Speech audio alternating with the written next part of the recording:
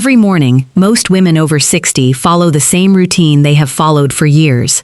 The same order, the same products, the same choices, and most of the time, without ever questioning whether that routine is still serving them, or whether it has quietly become the very thing that is adding years to how they look before they even leave the house. Today, we are talking about 5 morning habits that are aging women over 60. Not dramatically, not obviously, but consistently and cumulatively. Small habits that compound every single day into a visible difference that most women cannot quite identify, but everyone around them can feel. The good news is that every one of these habits has a simple, immediate fix. Nothing expensive, nothing complicated, just 5 specific adjustments that, applied consistently from tomorrow morning onward, will change how you look and feel every single day. Stay with us through all 5 because the last habit is the one that surprises almost every woman who hears it, and it is one of the most universal habits in every morning routine. These are not dramatic mistakes. They are quiet ones, the kind that accumulate invisibly over time, until one day, the mirror shows something that does not quite match how you feel on the inside. Recognizing them is the first step. Fixing them takes less time than the habits themselves. After 60, the skin produces significantly less natural oil than it did before. This means that skin that is not actively moisturized every single morning is dry skin, and dry skin causes every product applied to it to behave differently than it should. Foundation separates. Powder cakes.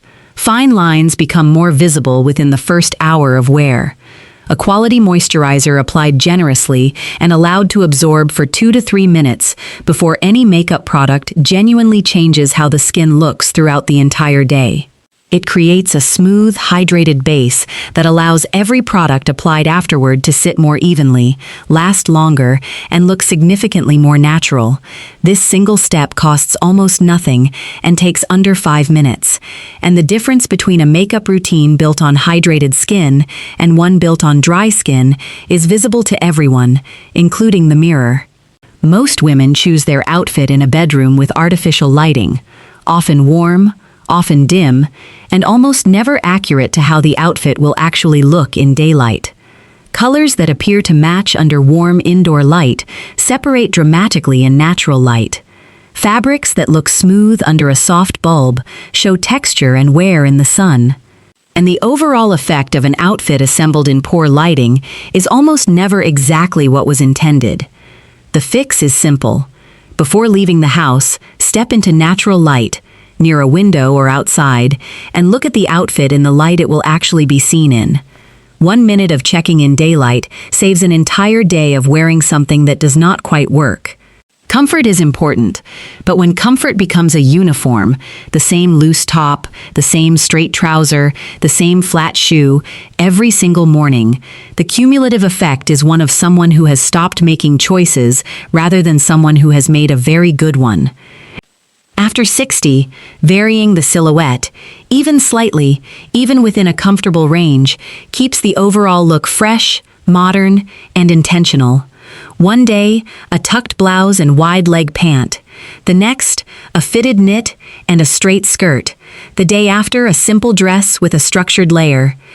The pieces can all be comfortable. The silhouette simply needs to change. Variety in silhouette is one of the things that makes consistently well-dressed women look like they always have something new to wear, even when the pieces in the wardrobe have not changed at all. Shoes are chosen last in almost every morning routine, after the outfit is already assembled, often in a hurry, often defaulting to whatever is most comfortable or most visible at the front of the wardrobe. And because they are chosen last, they are chosen with the least consideration, which means they are the most likely element of the outfit to undermine everything assembled above them. The shoe choice determines the length of the leg, the formality of the outfit, and whether the overall look reads as finished or unfinished.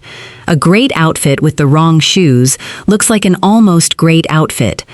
The same outfit with the right shoes looks considered and complete. Moving the shoe decision earlier in the getting dressed process, choosing them second, immediately after the primary piece of the outfit, changes how deliberately they are selected and how consistently they complete the look. This is the habit that surprises most women, because it is the one that feels optional until you understand what it is actually doing. A finishing detail, a single pair of earrings, a simple necklace, a scarf at the neckline, a watch at the wrist, is what separates an outfit from a look. Without it, even the most well-chosen, well-fitted outfit reads as slightly unresolved.